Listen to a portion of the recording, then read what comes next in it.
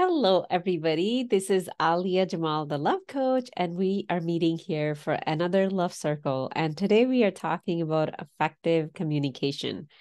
Now, this is something that most of us we take it for granted. I always took it for granted. I thought I have a mouth, I have working voice, I can talk and say whatever. But when it comes to communication, it's a exchange, and if I don't know who I'm exchanging with, what I'm exchanging with, it's not going to be effective. And when our communication is not affected, whether it's in our personal life or it's in our work life, then it can truly create a lot of dissatisfaction. It can create dysfunction. It can create a lot of bitterness. It can also create breaking away in those relationships as well. So it can create a lot of trauma when we don't know how to communicate in an effective way. I have a long list of notes here, and let's start with what is communication. Communication is whenever we exchange ideas, whenever we exchange our thoughts, whenever we are exchanging our own opinion with someone else. I have this energy and I want to pass it on to you, and then you would hold it, and then you will look at it, analyze it, and then you'll send it back to me. That full circle right here is communication. We communicate with our words. So the words we tell ourselves, the words we say to other people are very crucial in my work. It's the communication that goes on in our mind or how we address ourselves. We focus on that too. That needs to be effective. That cannot be damaging.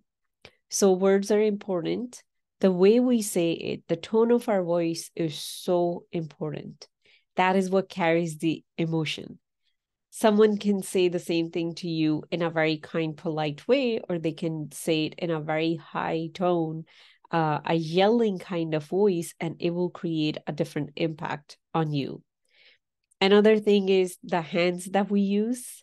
When someone is using their hand, you can understand them a little bit more. I know I talk with my hands. I love to do that. So I always have to make sure the camera is at a place where you can see my hand. The most important communication that we are going to be focusing on today is energetical communication. When we want to make our communication effective, we can learn all the fancy words, we can articulate in the best tone that we can. But if our energy is not exactly where another person can energetically receive it, then the whole thing falls apart. Then you're a very fancy, eloquent person who talk in such a fancy way, but people run away from you. You might know someone like that in your life. We all have experienced at least once in our life. It could be, a boss, a teacher, somebody in your family. So we want to focus on the energetical communication that is happening right now. My energy body is sending you a signal. Your energy body is going to receive it, and it will be sending out a signal. Yeah, this communication is not happening. If you're not watching live, it's not happening live, but there is a communication going on. And that is what we are going to talk about. That is what makes it effective or not effective. So let's look at first what happens with our communication. Like why are we the highest being ever created? This is a natural gift we have, and then all of a sudden it stops working, or it stops working with the people that we are around. They don't understand us, we are confused, they are frustrated. How does that happen? How do we get there? So let's look at things or experiences that we go through that impair or impact our communication. One of the biggest one is bullying. Anyone been bullied as an adult, as a child? I have experienced both. Adult bullying is very real, very, very real. And when someone bullies you, it sends you a signal you don't matter. And the worst kind of bully that pretty much everyone goes through is the bullying from their siblings. And it is accepted in the society that, oh, all kids fight, all kids do that. And most of the time, mom and dad don't even know what's happening. But that is where it starts to impact us. I'm the youngest in 6. I have had my fair share of that, but it starts to give the child a sense of feeling, I don't matter. It's better I don't even talk. When I used to talk, everybody would make fun of the way I would be talking because I was the youngest. And, sometimes you're not even sure how to speak properly yet. And you're already experiencing that mocking. It does put that thing in our mind that I don't matter. And then as an adult, it's very possible that we'll become an introvert. But if you really look at the root of introvert, it's that energy sitting inside of us. I don't matter. I don't want to be seen, because when I did that, it hurted. So bullying is one of the biggest things that does impact our communication, especially our energetical communication, because think of yourself as if you're a ball of light, and through bullying, you become a very tiny, shrunken ball of not light. Maybe light is inside of you, but it feels like a rock. So when we are communicating energetically, that, like, your energy is all closed up. I network a lot. I talk to a lot of people, and I can see when the energy is fully closed up. And the person might be talking in such a wonderful way because they took few classes to communicate, but the energy is fully closed up. It's like, it's that experience when you feel like you're talking to somebody, but you're talking to a wall. There is a real human, but it feels like you're talking to a wall. We all experience this, but we just don't know what's going on. So it's the energetical disconnect that is going on. Another thing that really impacted is when we are told to suppress ourselves. So that happens a lot, and it happens now. It's getting more prevalent in homes. Of course, we are still learning how to be better parents, but in school settings, in most public school where there's not a lot of funding available to train the teachers, there's a lot of suppression that happen. We told the kids to don't talk. We tell them to sit quietly and eat their food. There's special rules that get implemented. Like every time you get suppressed, you are suppressing that part of you, that energetical part of you that I cannot be open and shining. I need to be shut off and closed. So even though you're talking in such a beautiful way and you have done a lot of what we call it, the name is skipping me, some kind of there's a group that you go to talk and everybody shows up. It'll come back to me. Anyways, if you have gone to a lot of speaking engagement, this and that, and you're out there and talking, but that ball is just closed within you. That energy, we want to open that. That is what's going to make communication effortless for you. So I heard when I was growing up, that was the time you just stay quiet and you never talk. That was the message. So for a very long time, I stayed quiet and I didn't talk. Until this day, I'm learning. One of the things I will share with all of you very openly, when someone says something, which is kind of like a verbal attack on me, I freeze. To this day, I freeze. I cannot come back with a reply or response right away. There's a very long lag time, very, very long. Usually they are on their 5th or 6th sentence. Then my mind would be like, this is what I want to respond to. And by that time, that person has moved on, that conversation is even over. And then I'll be thinking about, should I go back and tell them? So what my mentor told me, when you find that, when you find that even if the conversation was over, even if the person has left, call them.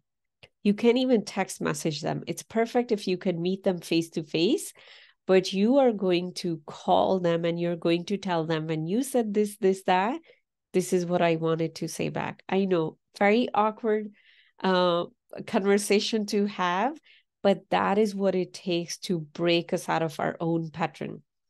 But first thing, of course, we have to be aware of what's going on in our mind when we are having that conversation.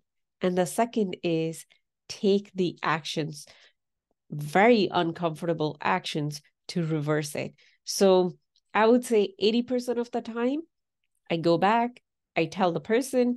20% of the time, I'm still growing, expanding.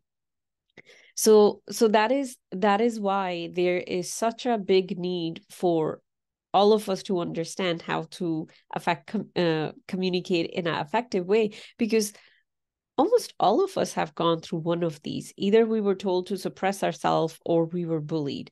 And more women in the world are told to just be quiet and never talk than we would like to admit. It's still happening all over the world, in every single country. It is still happening. So it is very important we learn this information and then we share with other people. Okay, so now let's get into when you are having a conversation and you're feeling frustrated and you're feeling why this person is not understanding what I'm saying. What's actually going on there? So let's look at that. What's going on? First thing that is going on, you can't even see the disconnect between the two of you. It's almost like you're standing on a 5-foot tall stool and the other person is standing on a 7 feet tall stool. You cannot see that you are on a very different place, but someone else from the outside can see that. So whatever relationship where you're having the struggle, I will invite you to ask this question: do I even understand where that person is? If you understand, you have solved half of the puzzle. Do I even understand where that person is? And that requires us to question our own perception, because most of the time in relationship, we create an imaginary person that is very different than the person we are dealing with. So let's say, I will give you an example. Let's say I have a friend and I am a person, I will accept I'm a woman who love too much, accept it, working on it.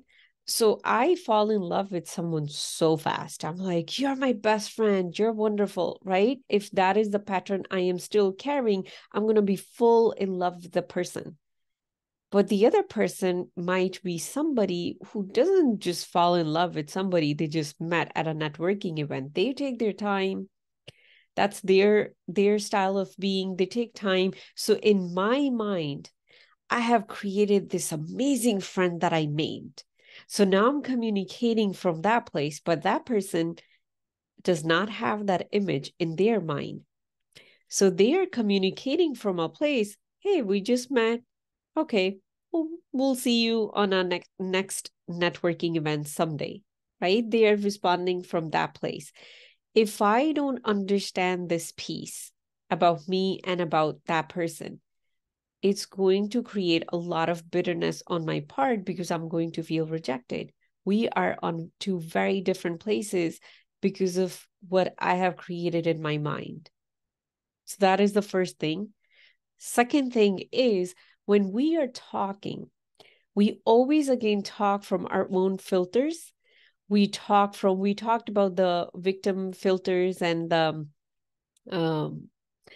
empowered filters in like, how you can keep your own power within you. We talked about one of the past love circles.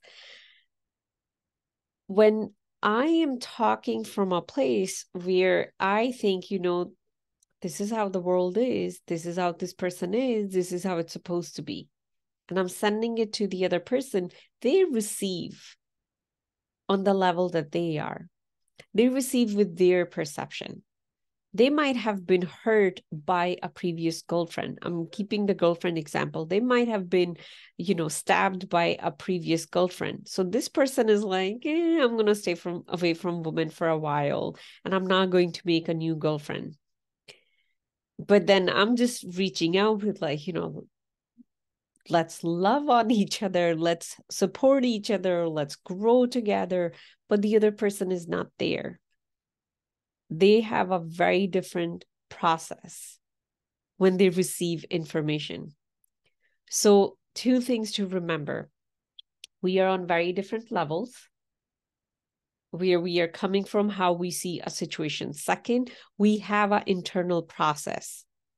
So let's say if I told you I love you, depending on your whole past life, where you have been in your childhood, where you have been in your teenage years, in your 30s, in your 40s, 50s, 60s, wherever you are in your age, all that has compiled a very unique process that is only unique to you in this whole universe. We are that unique. You are going to receive it at that level, and you're going to come up with your own conclusion. That would always be different than my conclusion or anyone else's conclusion.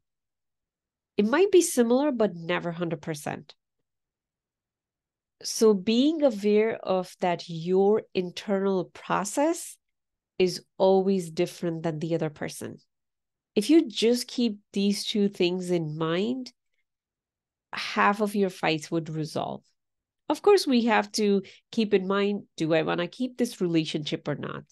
Is it really draining me to a point where it's not worth my energy anymore? Is it impacting my health? That is why people go through breakup. That is why people go through divorce, because they come to that conclusion. Friendships break away every day. That's why those things happen. So that is something you'll decide for yourself.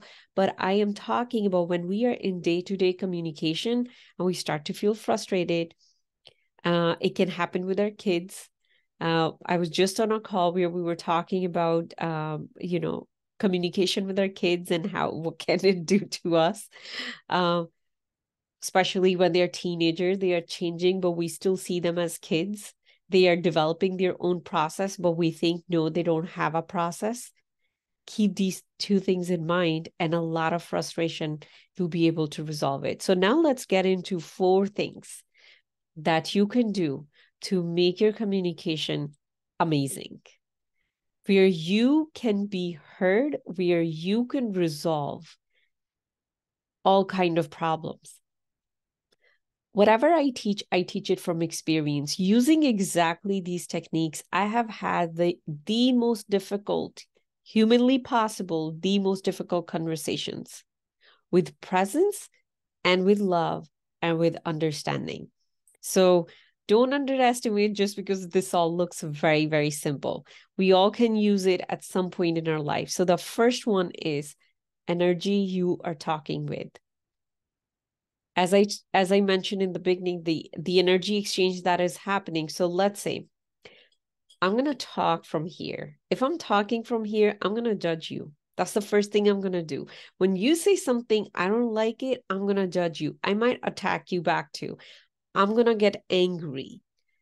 I am going to feel guilty that, oh my God, yeah, maybe you're right. And I did something wrong. When we go into like, there's something wrong with me, we are here, right? Then another place we can be is here. Yeah, we can be any other part of our body, but generally we can also be here in our heart. You can pay attention to how my voice is changing as I'm moving into my heart. When you talk from your heart, you can talk with love. You can talk with understanding. And even if you can come into your heart and you can talk from your heart, all you have to do, close your eyes. Imagine you're going down, down, down, down, down into your heart. Imagine your lips are here and you're talking from here. My tone is changing. My energy is changing. If you're right in front of me right now, your energy is going to start mimicking my energy. But there is another level. Go down, down, down, all the way into your hip area. You can go into your womb area. There's a bowl, pelvic bowl that we have. You can go there. You can keep your attention on your lower back. But when you come all the way in your hip area, this is what happens to your energy. Your energy goes, it's fully open. That is where the safety is. Right now, you're feeling so safe within you. It doesn't matter what someone else is going to say. They cannot hurt you because their words cannot even penetrate your energy. But at the same time, you're not going to try to hurt them. What hurts? Ego. Ego lives here. That's where judgment happens. But when you're in your hip area, you can really receive what they are saying. With like it almost feels like when you talk to someone who's talking from their hip, of course they would never tell you. It feels like you're talking to somebody who's receiving you with both open hands. That's how beautiful it feels. And when you're saying something, of course, my tone is very specific. There's more gap in the sentence that I'm in the words that I'm speaking. There is just more presence. You're going to feel seen. The other person is going to feel seen. The other person is going to feel heard. And one thing you're going to realize, you don't have to explain yourself. You don't have to give them an elaborative story. You can convince someone in 2 sentences when you are truly in your hip area. This is something I learned in Art of Feminine Presence. This is the feminine energy. Both men and women have feminine energy. And when we open that part of us, feminine energy has nothing to do with gender. It's the part of us that receives.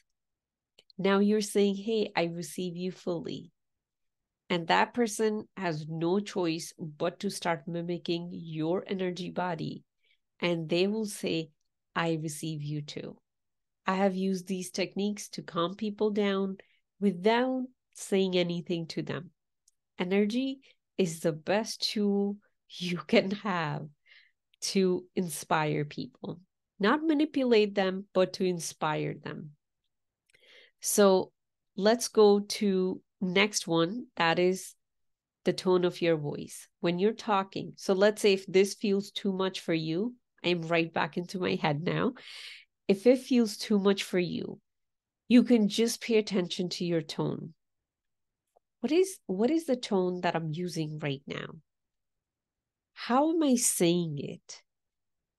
One thing I'm teaching my son a lot, I have to teach myself this thing every single day as well, the tone that he talked to other kids with. Because if there is a bullying scene going on, when he's responding to the bully, how he is talking. Is he yelling back at them because he's so frustrated? Or is he talking from a very kind and polite tone? So tone of our voice, we can always take a moment and we can pay attention to that.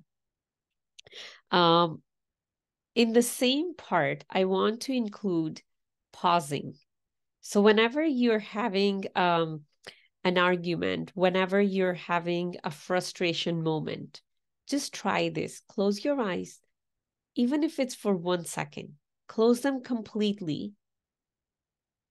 It gives you enough time to disconnect from your outer environment and connect with your inner environment, and also connect you with the energy of your soul. It's enough time to do that. And then you can open your eyes, and that gives you the reset. Pause gives you time to reset, and now you can decide what tone you're speaking with. Because what's going to happen by closing your eyes, taking that pause, you're not reactive anymore. Generally, in communications, we are reactive. Somebody said this, you're going to say this. We are very reactive. So as you close your eyes, now you are proactive. Whenever we are proactive, we are connected with our light. You can say light is your soul. You can say light is God, but we are connected with the light part of us. There's light within us, there's darkness. So allow yourself, even though it will feel very weird, allow yourself to pause, take a deep breath, close your eyes. One of the most powerful thing that I have learned, like, when you're learning speaking as a profession, adding pause is highly recommended. Taking a deep breath is highly recommended. Of course, closing your eyes is not recommended because you have an audience to engage with, because all those things like taking a pause,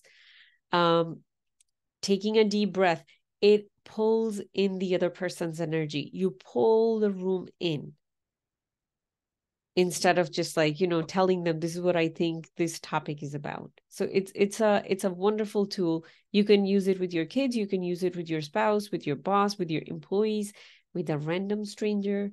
You can use it with anyone. The next one, which does take a little bit more of I think growth on our part, is when you're talking to someone, start practicing this mindset. I'm talking to God. The creator has created this person. The essence of creator is in this person too. So if this person is yelling at me, what is it that God wants me to know right now through this yelling? And what God always wants us to know is you're loved. That is the biggest message he wants you to know at any given time. You're loved. So if someone is yelling at me, I'll be like, oh, okay, I'm loved. Because in that moment, you don't feel loved. That yelling part makes you feel like, I'm not loved, but it's your creator who's loving you in that moment. That person is just reminding you that pay attention to your light right now. It's God coming through them to remind you. Now, this is, of course, extreme example, and you'll be like, okay, Alia, these two concepts don't go together. Now, look at another angle of it. You're having a conversation with this person, and this person does not get you. You've been trying and trying, and now you're at a point you just want to do stuff to them that you don't want to even admit. You're angry, you're frustrated. In that moment, remember, you're talking to God. Stay in the loving presence, and loving presence is never here. No one has stayed in their head and they have stayed in love. Love is here. Acceptance, it's anywhere under your shoulders. It's in your body. It's not in your mind. It's not in your brain. We can justify and give logic there, but when we want to connect with higher emotions that are very higher vibration, it's not in our head. Loving someone, talking to someone as if you're talking to God, not trying to make them wrong. Be open to expand and understand them, where they are coming from. Checking in if you're using your filters to attack them, or your perception. All that is happening within you very, very fast. But if your mindset stay, whenever I talk to someone, I'm talking to God, it will be very easy for you to communicate. Very, very easy. So it's a very cool tool that I always remind myself, especially when I'm having a conversation with someone which I will consider a difficult person. They have very set, rigid mindset, and they are not going to budge from it. And I know if I forget this piece, I might end up yelling at them. So if that is the case, I keep this in the forefront. The last piece is eye contact. Now, as I teach these classes, every time I teach a topic, by that time I have learned and grown. Eye contact is very big when we are having a conversation. The other person feels seen and heard, but it depends who you are having the conversation with.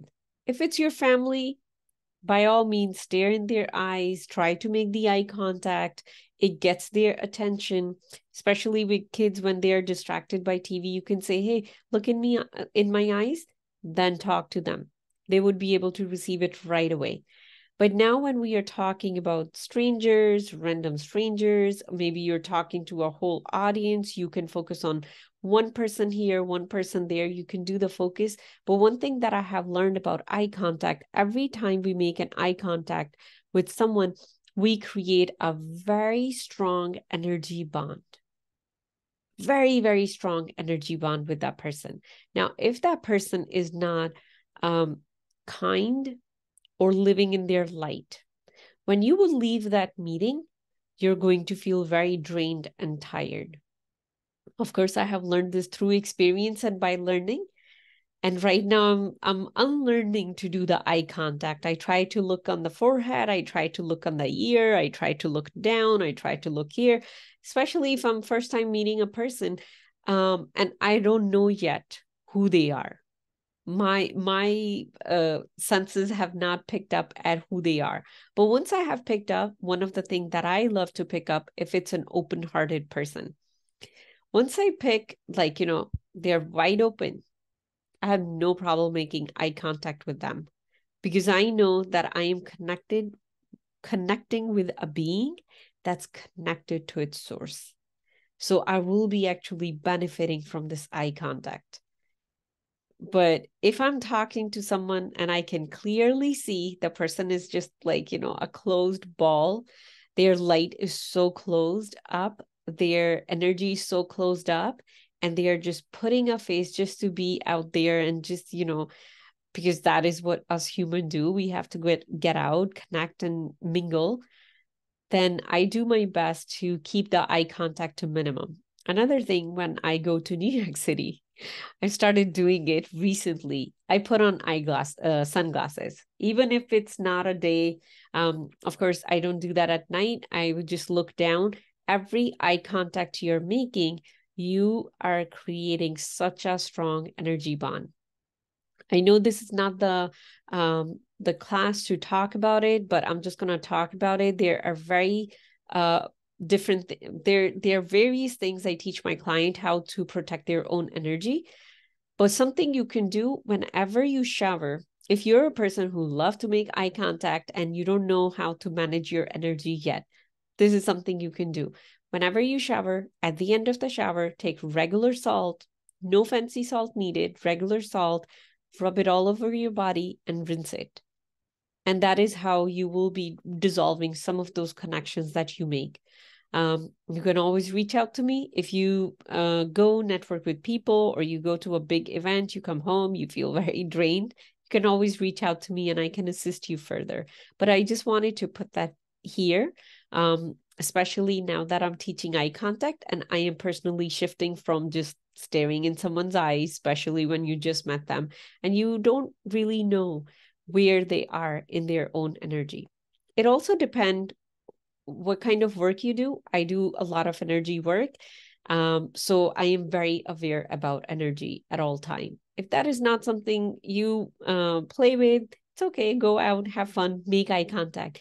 That is the easiest way to engage someone in a communication, in a conversation. It's very easy to engage someone when you're looking directly in their eyes. And there are some people we look in their eyes and we cannot even look away.